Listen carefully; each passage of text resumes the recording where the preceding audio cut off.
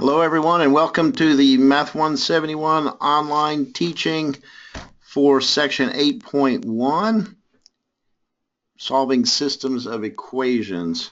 This new chapter 8 that we're going to do 3 sections in on linear systems and matrices, that's the actual title of the chapter, is not entirely about linear systems, but that's what we're going to focus on. We're going to look a little bit in this lesson even on quadratic equations in systems of equations. But just to let you know, we are not going to get into matrices. We're only doing the first 3 sections in this chapter. This is the final portion of the course, sections 8.1, 2, and 3, and this lesson is about section 8.1. So these 3 final sections are the basis for the final 3 homework assignments that are coming up due pretty rapidly here in the next little bit. And let's go ahead and get into this then. Section 8.1. Let's start off right with the basics. What do we mean when we say a system of equations? What is that talking about? It simply means you have more than one equation that you have to solve for the variables. So if you only have one equation, that's not a system. We've been focusing heretofore in this class on essentially one equation at a time. And now we're going to have a brief little foray into 2 or more equations at a time with 2 or more variables for which we have to solve. And what do we mean by solve? If we have, say, 2 equations in x and y,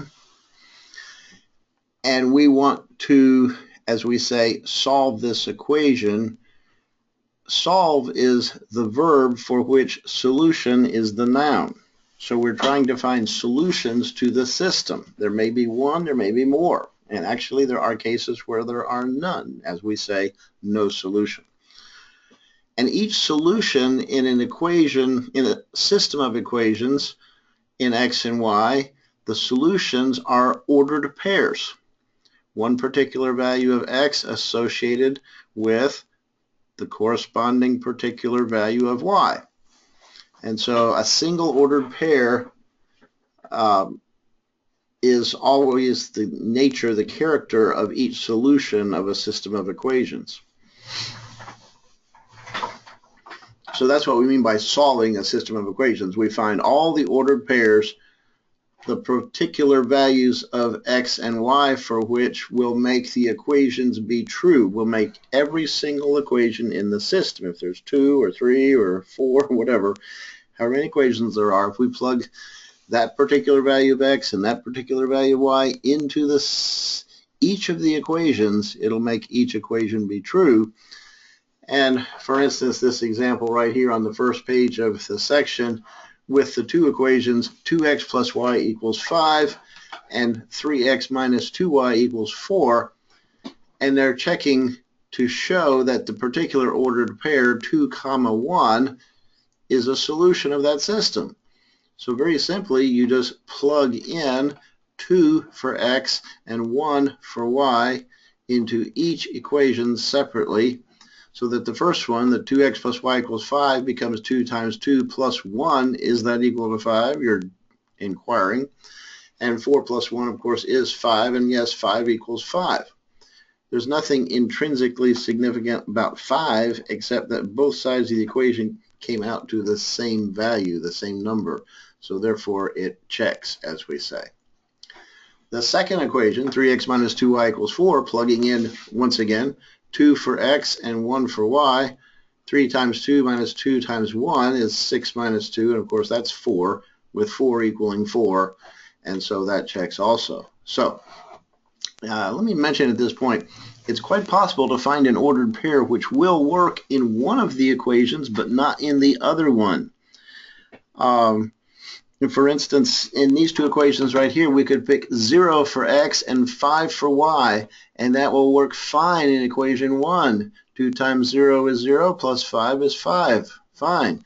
But you go to equation 2, 3 times 0 minus 2 times 5 is 0 minus 10, and negative 10 is not equal to 4. So it's quite common to find an ordered pair that will work in one but not in both of them. And to find a true solution of the system, it has to make every equation in the system be true. So now how are we going to solve these systems of equations? We're going to look at two methods in this lesson.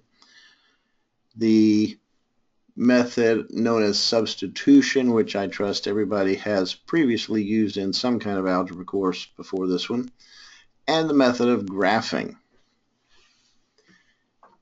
A third method that we'll look at when we study section 8.2 is commonly known as the method of elimination. It's not always called that. That may ring a bell with you. Elimination is sometimes called the method of addition or subtraction because you're actually adding one equation to another or subtracting one equation from another. So it's sometimes known as method of addition or subtraction. But today in this lesson we're going to look at two methods, substitution and graphing. And before we go into those two methods, let's clarify something particularly. Linear systems. What do we mean by linear systems of equations? It's actually systems of linear equations. If every single equation in the system is a linear equation, then it's known as a linear system of equations. And of course, linear system or linear equation has the same meaning we've been using this semester. It's an equation that if you were to graph it, its graph would be a perfectly straight line. And so once again, linear is simply the adjective for the noun line, so a linear equation is the equation of a straight line. So that is the focus of these sections in Chapter 8, but it's not the entire content. Now, the method of substitution, they give you a nice little box here to summarize the steps. Excuse me. So I'll read through this quickly, but this may not quite fully ring that bell of your recognition until we actually go through an example or two here, but let's go through it quickly just to try to be helpful. So if you got a system, two equations in both x and y, here's the steps. You pick one of the equations and you pick one variable in one of the equations and solve for that particular variable. You're not going to get it equal to a number, but you're going to get it equal to some expression in the other variable. So we say that we're solving for one variable in terms of the other variable. And then once we get that expression in terms of the other variable of that one variable, we substitute that expression into the other equation, not the one we just worked with, but whichever one the other one is, to get then an equation that's in only that one variable. And then we solve that equation just like we've been doing all semester long. And then once we solve that equation for that one variable, we get the value of that one variable, then we plug that value for that variable into either one of the two original equations we were given. And when we do that, we can then, of course, solve for the second variable. So then we get numeric values for both variables that way. It's quite quite clever, essentially in some sense simple. Sometimes the algebra can get more complicated, but the method itself is not, I might say, not too complicated. We're also going to look today at the method of graphing, where you actually do graph both the equations on the same coordinate plane. So if you're using pencil and paper, you draw an x-axis and a y-axis and draw the graphs of both the equations on that same set of axes. And when you do that, then you can see the point or points, if any, at which they cross. and the coordinates of those points where they cross are the solutions for the equations. That's the wonderful correlation between graphing and algebraic equations. If you choose, for instance, not to do it on paper, as most of us probably would not in this day and age, we'd probably use some sort of graphing utility, our TI graphing calculators or Desmos, something like that. Then you use the facility of the particular graphing calculators and find the coordinates of the points of intersection. And we're going to look at all of this in this lesson, so let's go ahead and start.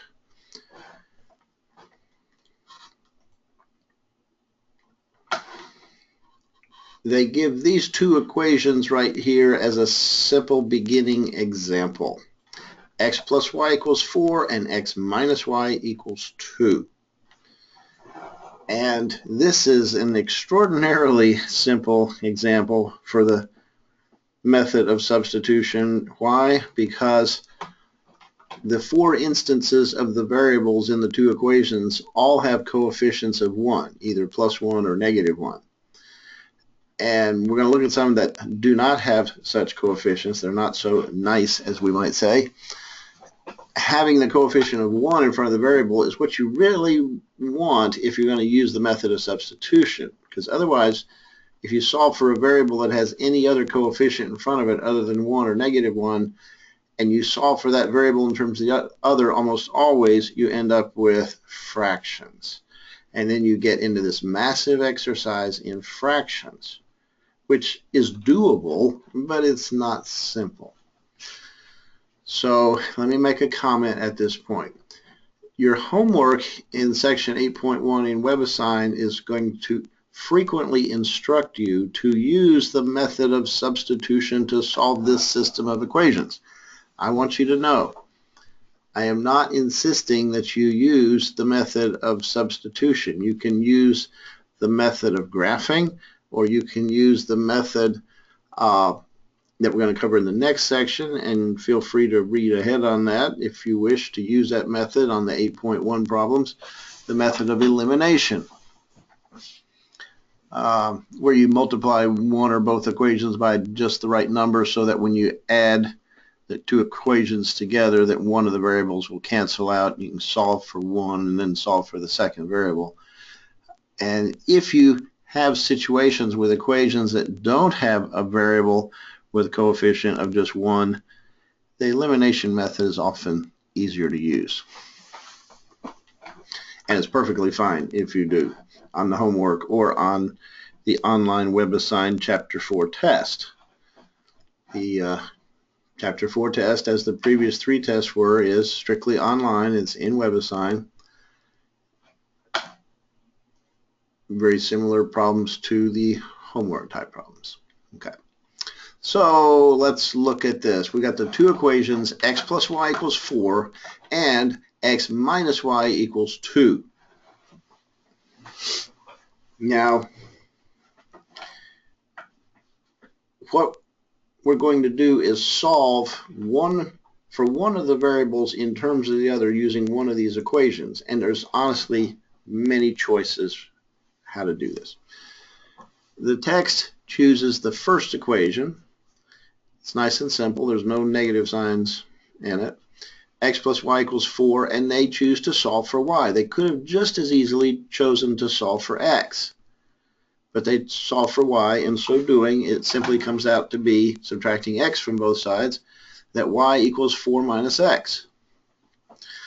And now we know that 4 minus x is numerically the same value as y.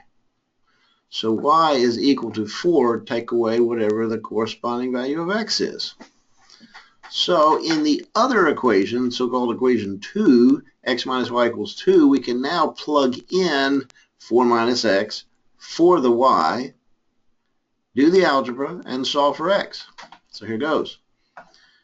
We start with x minus y equals 2, the original equation 2 as was given to us. Then plug in, substitute 4 minus x for y into that equation.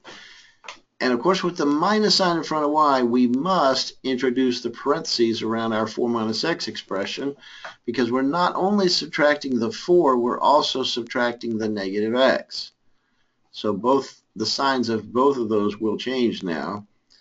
X minus the quantity 4 minus x equals 2 then becomes, once we distribute this minus sign to the 4 and to the negative x, it becomes x minus 4 plus x equals 2. Now combine our like terms. There's an x and an x. X plus x is 2x minus the 4 equals 2. So now we're ready to get all of our x's on one side and all of our numbers on the other, and we only have one x term, the 2x term. Keep that on the left. Move the 4 to the other side, so add 4 to both sides, becomes 2x equals 2 plus 4, which of course is 6. One more step and we have x. Divide both sides by the number in front of x, coefficient of x being 2, and we get x equals 3. Now, once we have x equals 3, we can honestly go back to either of the original equations given to us. It does not matter which one. And plug 3 in for x, and we will get the value of y.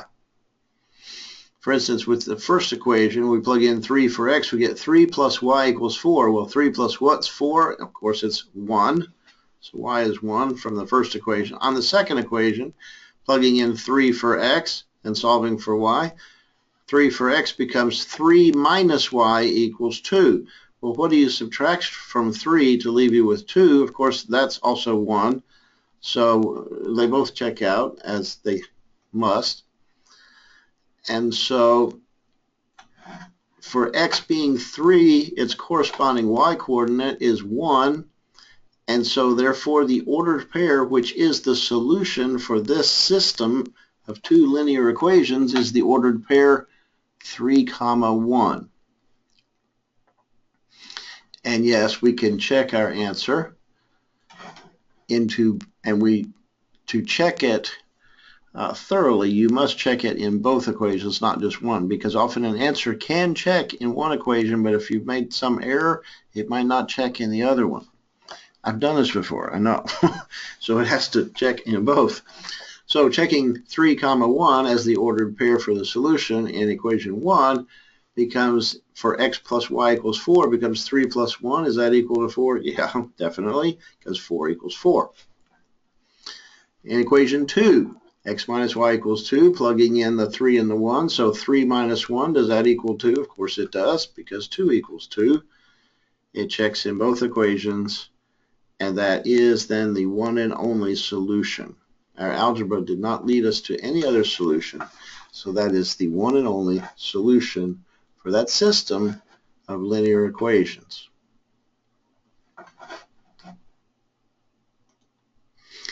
Let's look at that same system with Desmos and with a TI-83. So let me call up Desmos here.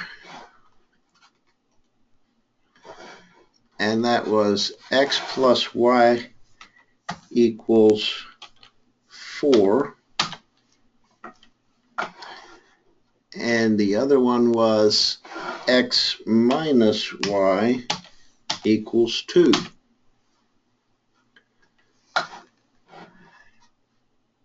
And there we have both the lines graphed.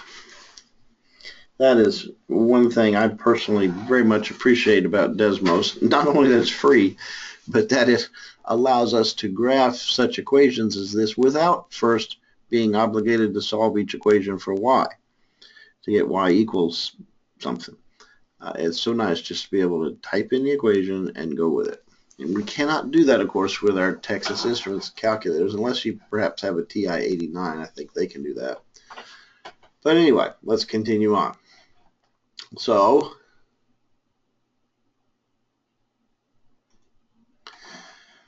we can clearly see from the graph there is one and only one point that these two lines intersect. In fact, Desmos is so nice to actually highlight that point where they intersect with a large little sort of button point right there.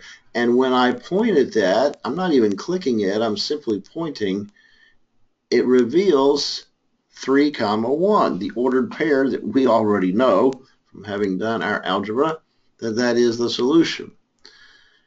And so this is the beauty of how graphing corresponds to algebra, algebraic equations.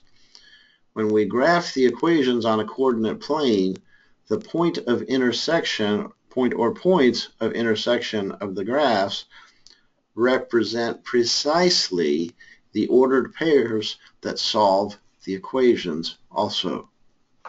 It's always a perfect one-to-one correspondence between the algebra and the graphing. Two mathematicians back about 400 years ago experimented a lot with this, Descartes and Fermat, and they really discovered this correlation between graphing and algebra that we make abundantly good use of these days, particularly with our technologically savvy graphing utilities. So we see 3, 1, and every time I point away from it, that goes away, but I want to point out something else to you. When I point at the 3, 1 solution point, if I click on it, it hardens, so to speak, and now I can move the cursor away and it remains there, showing the ordered pair for the solution of 3, 1. That's kind of nice. So that's Desmos, perhaps the simplest, easiest way to solve a system of equations. Let's look at also using a TI-83. So here's a TI-83 on screen. It's a simulator of your TI-83s. And let's turn it on and go to graphing and enter these two equations. But you and I know we got to do some algebra first. I cannot just type in x plus y equals 4, just like the prompt is on the TI-83 animation here. It's y sub 1 equals something and y sub 2 equals something. I have to solve both the equations for y first.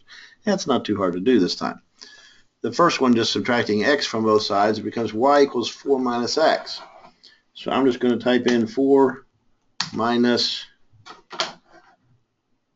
x.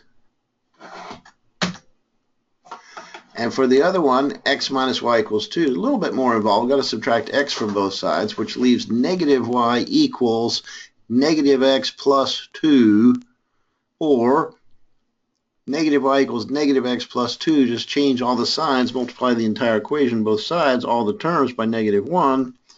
And so negative y equals negative x plus 2 becomes y equals positive x minus 2. So y sub 2 for the graphing calculator equals x minus 2, x minus 2. And I'm going to hit enter and graph. And there are our two lines on the TI-83 screen. Now we can see sort of visually, we can see that their point of intersection is somewhere around 3, 1, but I suggest we cannot actually verify that too precisely at this present moment. But here's what I want to show you. I trust you've done this before, but it might have been a while. So once we have both of the equations, graphs, on the same TI-83 screen, then we can go to the second key and click on trace right underneath the screen. So first the second key and then trace. The same key you click on when you're trying to find the x-intercepts, or as we say, the zeros of the function, and the same two keys you click on to find a minimum point or a maximum point on a graph. But now we're going to go to number 5, intersect. What is the point of intersection of these two graphs? So I'm going to just click, I'm just going to key in 5,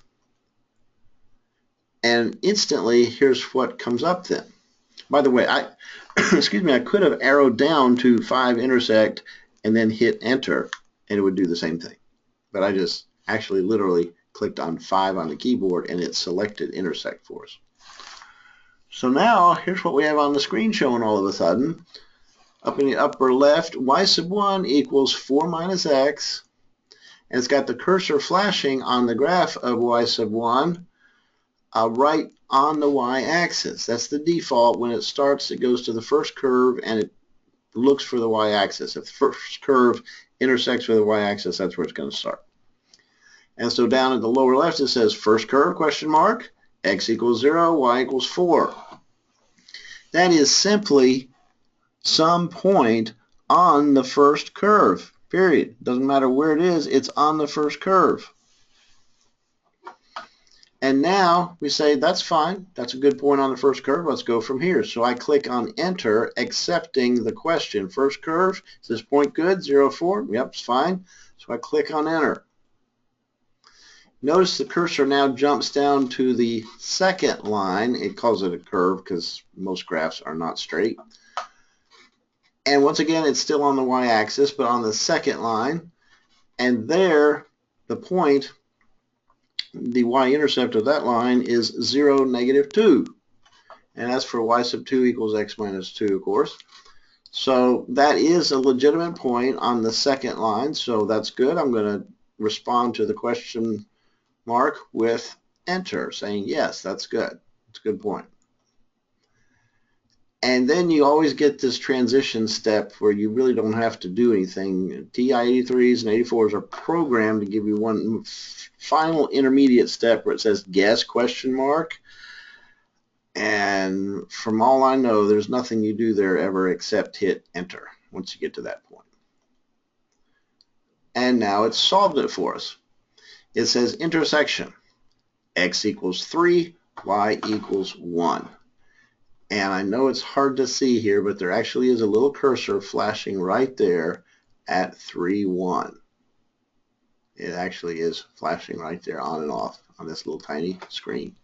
So, confirmation that yes, we did our algebra correctly, determining that the one and only ordered pair for the solution of this simple system of two linear equations is the point 3, 1. Okay. Let's go to one that's not so simple.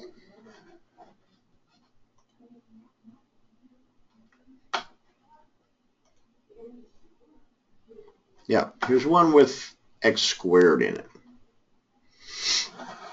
And it says substitution to solution case. This is going to be a case where we're actually going to find two ordered pairs that are solutions, which may not be too surprising to us because one of the equations has an x squared in it, and we're familiar with quadratic equations typically having two solutions. We're going to cover this much more in the next lesson on section 8.2 and talk about how systems of equations can either have one solution or no solution, or sometimes in these cases where you have like quadratics or something, you can have 2 or 3 or 4 solutions, or there's the case where actually both equations are just, one is just the other rewritten. They're actually the same equation, just doesn't look like it. In that case, you can have an infinite number of solutions. But we'll talk about much more of that point in the next lesson. But let's look at this one. X squared plus 4x minus y equals 7, and 2x minus y equals negative 1. So if we wanted to do this, for instance, with Desmos, x squared plus 4x minus y equals 7. Let me get back to this now. Let's get rid of these. So x squared plus 4x minus y equals 7. I think I did that right. Let's go back and review quickly here. Yeah, x squared plus 4x minus y equals 7. And the second equation is 2x minus y equals negative 1.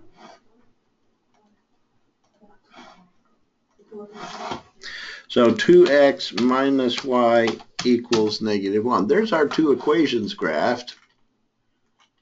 And let's pull in the window on this a little bit. And once again, we can see what's going on. That very first equation is just a good old-fashioned parabola that opens upwards. And the second equation with x and y only to the first power is a linear equation in x and y, and its graph is a perfect straight line. And it does happen to intersect that parabola in 2 points. A straight line can intersect a parabola either in 2 points or 1 point if it's perfectly tangent to it. For instance, if we did the line down here, if we did y equals -11, for instance, just to show you this, if we did y equals -11, that's a straight line that's tangent to this parabola just in the one single point, -2, -11. It only touches the parabola in 1 point, not 2, but it does touch it. And we could also have a line that did not touch it at all. For instance, if we had y equals x minus 15, then that line goes like that, totally misses the parabola forever and ever and ever, never touches it, never intersects with it. So if we did this equation for the parabola up here at the top, the x squared equation, and matched it with y equals x minus 15, there is no solution. And we're going to look at that more in the next lesson also. Even if you try to solve this with algebra, you'll get that it's impossible. There is no solution. And if you try to solve the quadratic equation up here at the top with y equals -11, you'll get a solution, but you'll get only one solution. But with the original two equations that we're exploring, the x squared plus 4x minus y equals 7 and 2x minus y equals -1, we're going to get two solutions. In fact, let's look at what those are with the assistance of Desmos. Up at this point up here, we have the point 2, 5. And in the lower left down here, we have the point -4, -7. So we actually know our two solutions here in advance. Before we get any farther, we already know what the solutions are going to be. And we actually did. We have, as we say, just solved the system of equations using the method of graphing.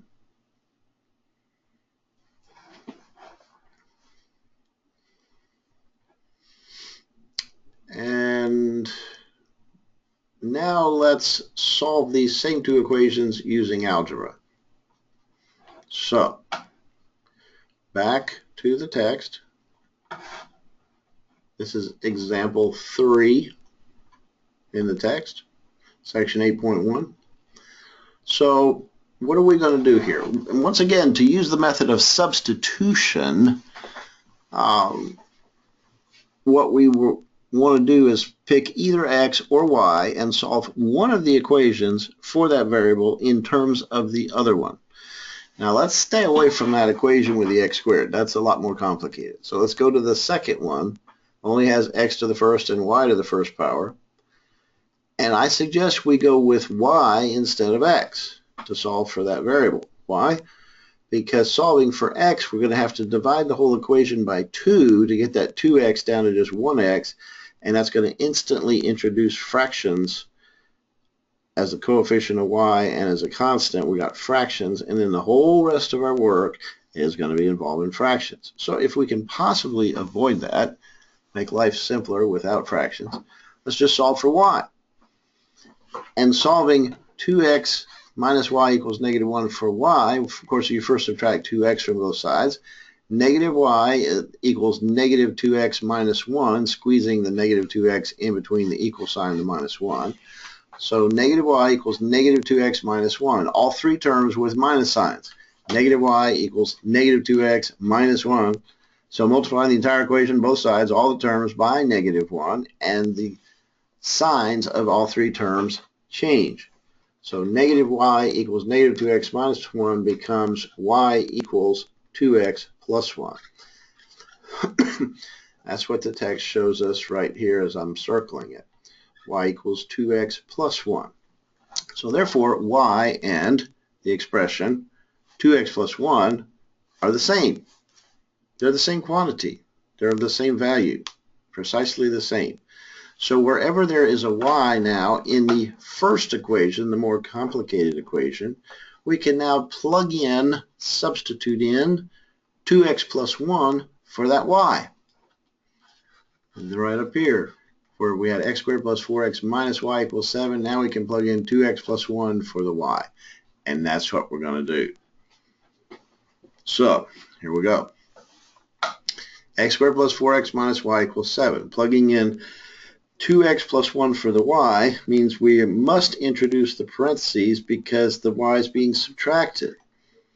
So we have x squared plus 4x minus parentheses 2x plus 1 equals 7.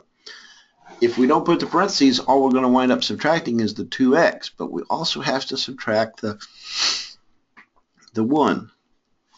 And now distributing the minus sign to the two terms inside the parentheses, distribute the minus sign to the 2x and to the 1, it becomes x squared plus 4x minus 2x minus 1 equals 7. We have one set of like terms to put together, 4x minus 2x, which becomes, of course, just 2x. And since this is a quadratic equation now, I trust you'll recall, to solve a quadratic, virtually always, we want to get all the terms on the same side as the x squared term, all the terms equal to 0. So in that case, we also subtract 7 from both sides, and we get x squared plus 2x minus 1 minus 7. And minus 1 minus 7 more, as they have it right here, is minus 8. So our quadratic equation for which we solve for x is x squared plus 2x minus 8 equals 0. Nicely, this one factors into the two parentheses x plus 4 and x minus 2.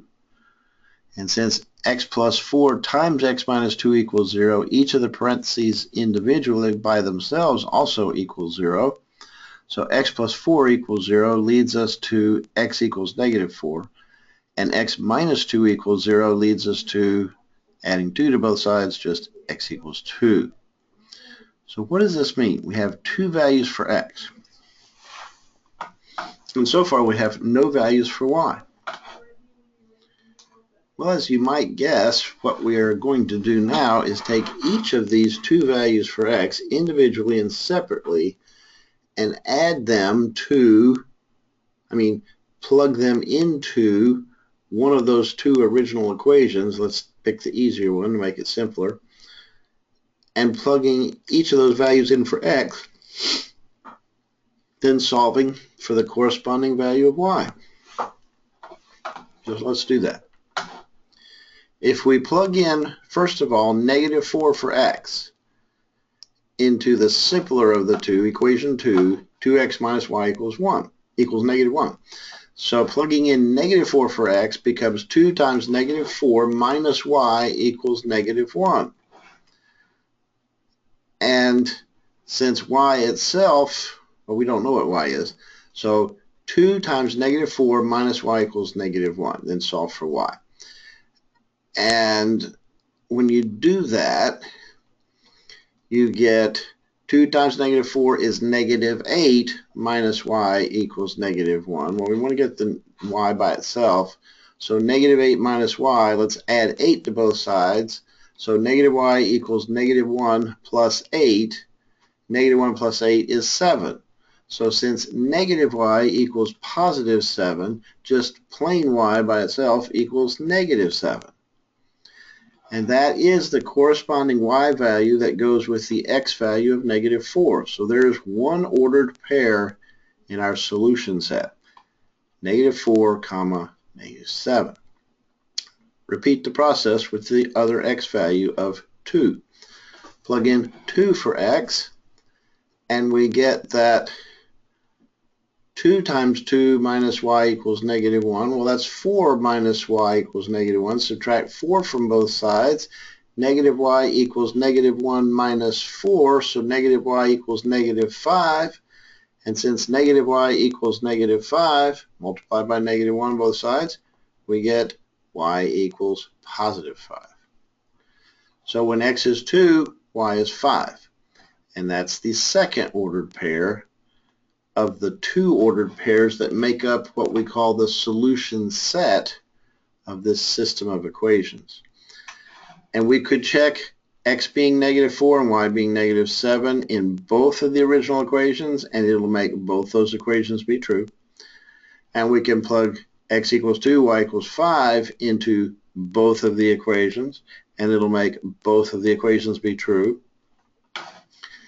And just a quick refresher, these two ordered pairs, negative 4, negative 7, and 2, 5, are actually the same ordered pairs we discovered over here with Desmos.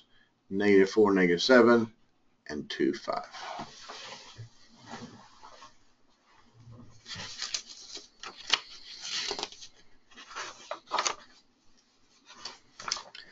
Now, let's see how these techniques of solving systems of equations can be useful, as we say, in the real world.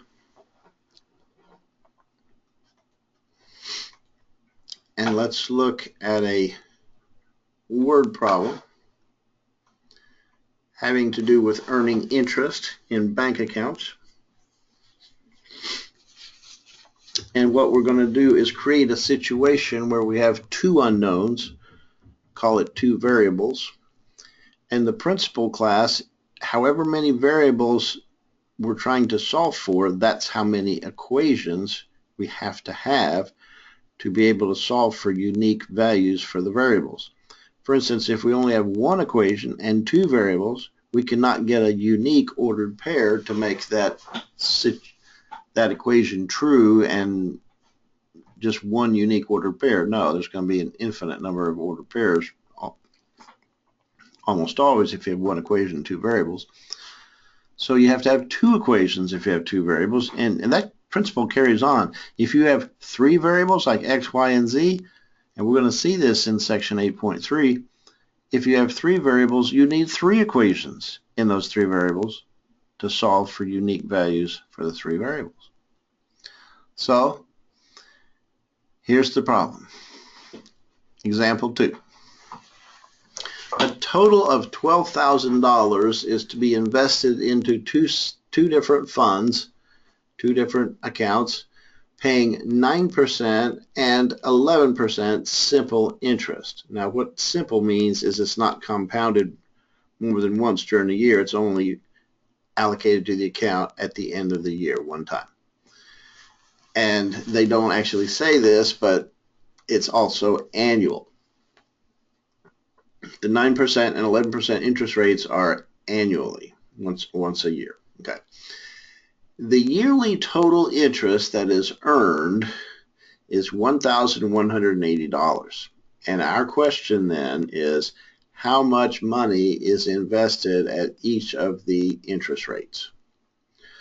So some portion of the $12,000 is invested at 9%, and the rest of it is invested at 11%, such that the total interest earned on both accounts for 1 year is $1,180. So here we go.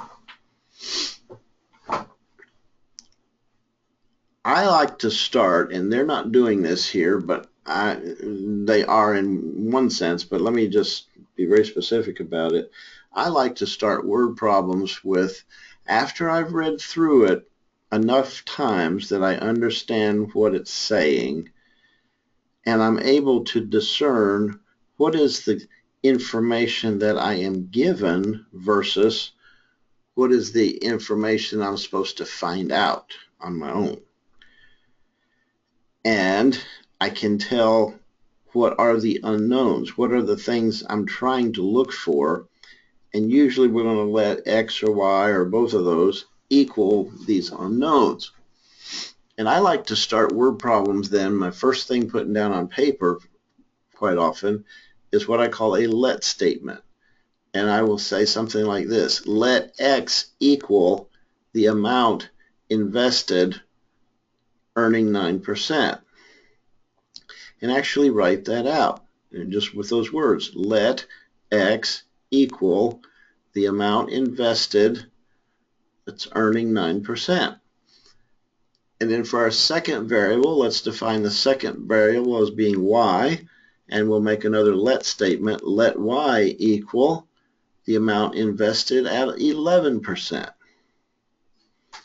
Now what they're doing, instead of using a let statement, they're just saying, they call it labels. They say amount in 9% fund equals X.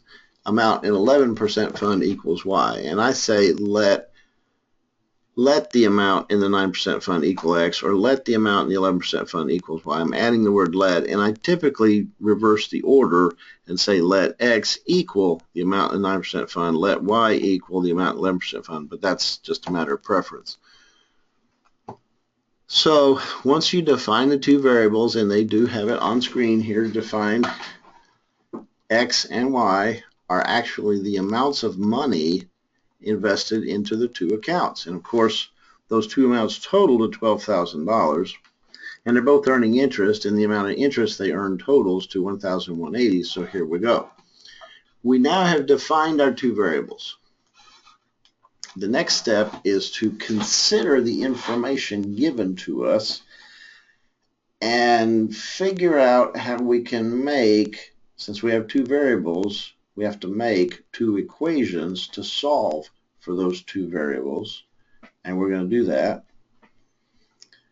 And quite often when we have to make up two equations, one is significantly simpler than the other one. That's quite often true. Let's do the simpler one first. Since we know the grand total amount being invested is $12,000, part of that's going into the 9% account, and we're calling that part X, and the rest of it's in the 11% account, we're calling that Y. So it is actually true, very simply, to create an equation, it is true that X plus Y equals 12,000. So we have created now our first math equation just from information given to us in words. We've actually created an equation. X plus Y equals 12,000. It's all in money. X is money, Y is money, 12,000 is money. So money plus money equals money. That makes sense. Now, that clearly, well, no, let me just say that is the simpler of the two equations.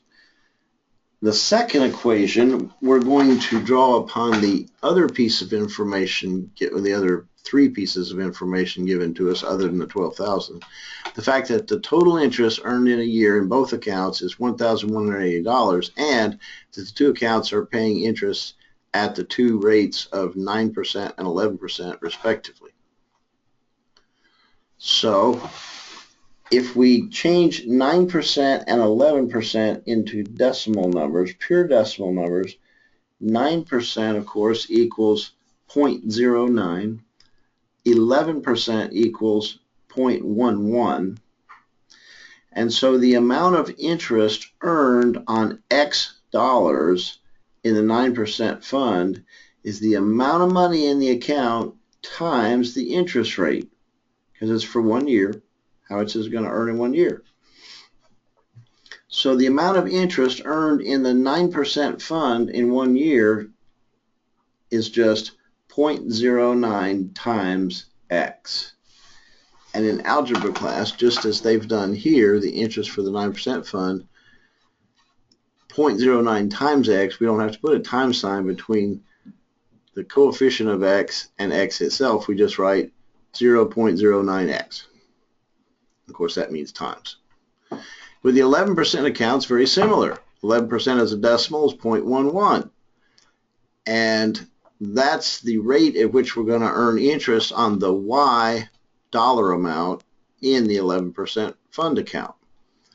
So multiplying the 0.11 interest rate times the amount of money, Y, then the amount of interest earned on y dollars is 0.11 times y, 0.11y.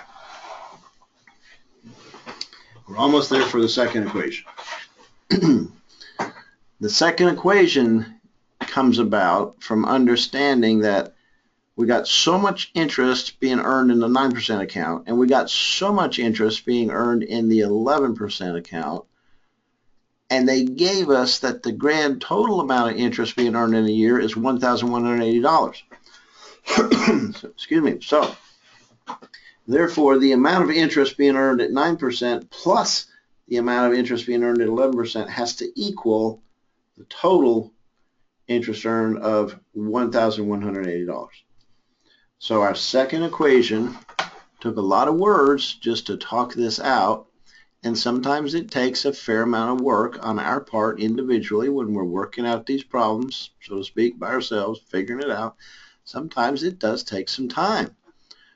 But I want to encourage everybody, word problems, yes, often they're challenging, but oftentimes they're more possible and more doable than sometimes our first impression might lead us to believe. Oftentimes with word problems, the key point is to persevere and not give up. To persevere and not give up. Keep trying. Try something else. You try one thing, it doesn't work, try something else. Keep thinking about it. Keep putting together your expressions and your variables until you can come up with a good equation and then figure out how to solve the equation. So in this case now, we have our second equation to come out to simply be, not so simply, but it comes out to be 0.09x plus 0.11y equals 1,180. And once again, these are all dollar amounts. 0.09x is the amount of interest earned in the 9% account. So it's an amount of money.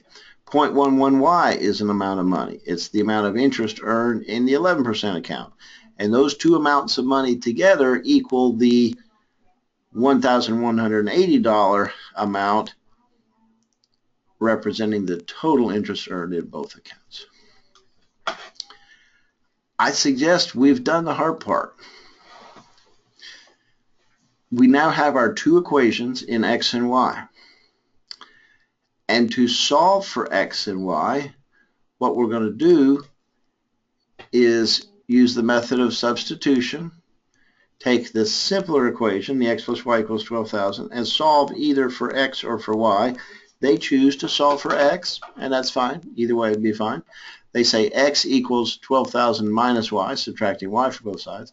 Then they plug that expression, 12,000 minus y, in for x into the second equation, the more difficult, challenging equation. And they also do something else first before they plug it in. And I'm going to say this is a good step. This is quite a good step. Instead of having an equation with all these decimal numbers in it, which makes it tricky, a little complicated, even intimidating sometimes, take the 0.09x plus 0.11y equals 1,180 equation, and this is a neat trick, multiplied the entire equation by 1 with enough zeros after it to cancel out all these decimal places. Well, we only have 2 decimal places in both the decimal numbers. So 1 followed by 2 zeros will cancel out all the decimal places we have. And we multiply by the entire equation by 100. So we multiply 0.09x by 100, 0.11y by 100, and 1,180 by 100, which then gives us a new equation. 0.09x times 100 is just, this is nice, it becomes just 9x. 0.11y times 100, move the decimal point 2 places to the right, and it becomes just 11y. And 1,180 times 100 is, just add 2 zeros to this, it becomes 118,000. So 9x plus 11y equals 118,000 has the it's going to give us the same x and y values as this decimal equation up here, but it's simpler to work with. So now into this sort of simplified equation with no more decimal numbers, we now plug in 12,000 minus y for x. And so that gets plugged in.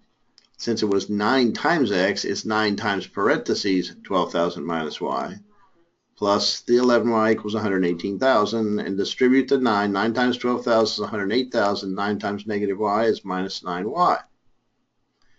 Add the like terms. Minus 9y plus 11y is 2y.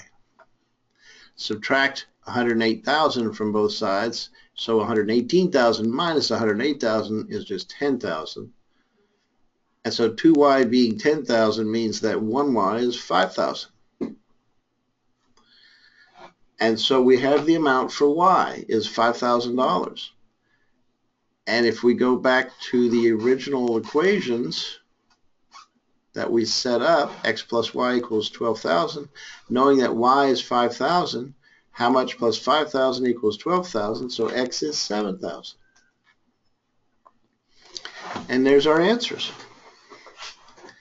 The ordered pair XY 7,000, 5,000. So the answer in words that's comprehensible is that $7,000 is invested at 9% and $5,000 is invested at 11%. 7,000, 5,000 is a total of 12,000 as it had to be, to yield yearly interest of 1,180. And you can check those amounts. For instance, 7,000 times 9%, 7,000 times 0.09 is $630. And 11% of 5,000 is 550. And 630 plus 550 is $1,180. It checks.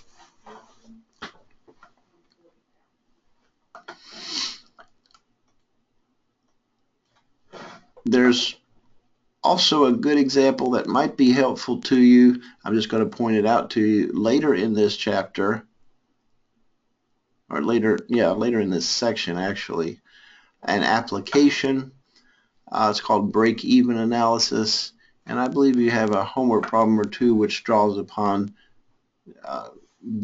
setting up equations as they do here to figure a break-even point for a business in producing and selling so many of its product. And I'm just going to simply point you to this and suggest you go through this example 6 because I think it would be helpful to you, but we're not going to take the time to do that together right now, but like I said, it could be helpful to you. Other than that, we have pretty well covered the principles in section 8.1. It does show you these 3 graphs, which I appreciate, as I showed you earlier in Desmos. If you have, for instance, 2 graphs with 1 intersection point, or 2 graphs with 2 intersection points, or 2 graphs with no intersection points, and therefore no solution to the system, we will talk much more about those points, so to speak, in the next lesson about section 8.2. So once again, I hope this has been helpful to you. This concludes the teaching lesson on section 8.1, solving systems of equations. And that is the end of this lesson. So have a good day here.